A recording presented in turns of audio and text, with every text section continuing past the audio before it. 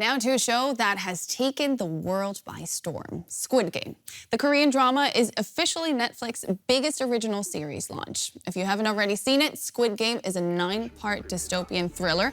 And in each episode, financially struggling contestants play against each other for the chance to pay off their debts. But the losers are killed off each round.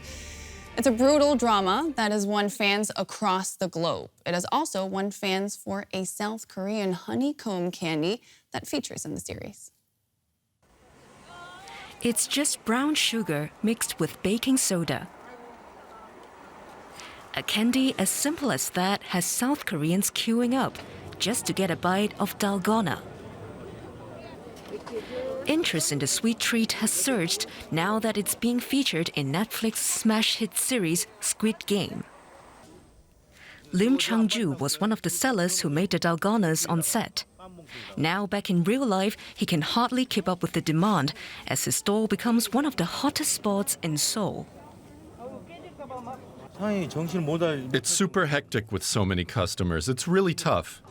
I never imagined Squid Game would become this popular. The drama has become a hit by depicting childhood games that can turn deadly, like cutting out shapes from a dalgona. If it cracks, a death sentence follows. It was inspired by a game in the 70s where children who succeed doing that receive another free treat. Now, young people are rediscovering the tradition.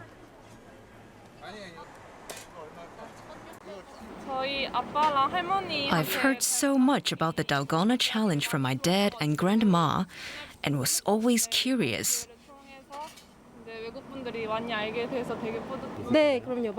I've made and ate my own dalgonas during childhood. I haven't made them for a long time, but Squid Game made me yearn for some. And as Squid Game becomes a viral explosion worldwide, the candy craze has gone international too.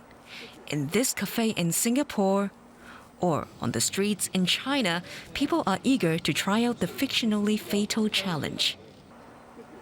And on social media, people from across the globe are posting their efforts at making dalgona. It's a boom South Koreans, especially the candy makers, are pleased to see. We dalgona makers are very happy and proud that traditional Korean food has become popular worldwide since the series. Let's now welcome Sewon Ko. He's a writer and co-founder as well as publisher of Korea Expose, an online newsletter on Korean politics, society, and culture. Welcome. You have closely followed, of course, the Squid Game hype. What do you think has made this series such a hit in Korea and around the globe? Well, I think it's worthwhile to point out in the beginning that Squid Game was not seen as such an appealing show. But what Netflix certainly was clever in doing is to time it with the major holidays in Korea in September called Chuseok, the Mid-Autumn Festivals.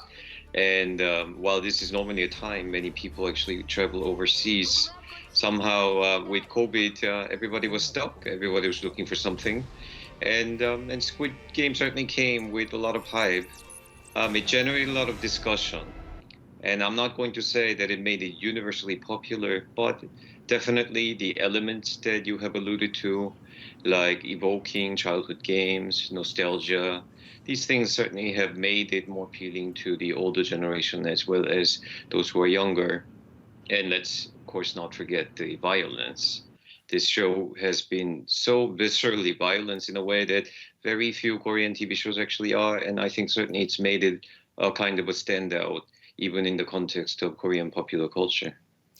Let's talk about the discussion this has triggered. You wrote a post on Facebook that got a lot of attention about the series as a commentary on Korean society. What parallels does it draw to reality, you think?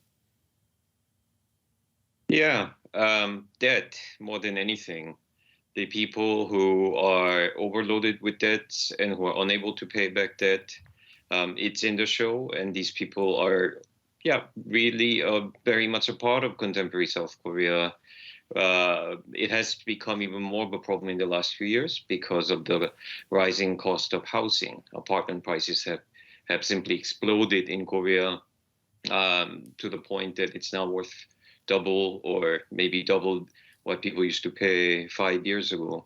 And there's also an increasing tendency of young people who are investing money that's not very infrequently borrowed, into very risky financial assets. We're talking about cryptocurrency, we're talking about stock market, and all this together has created a feeling in contemporary South Korea that people are kind of living on the edge, and people are assuming a lot of risk.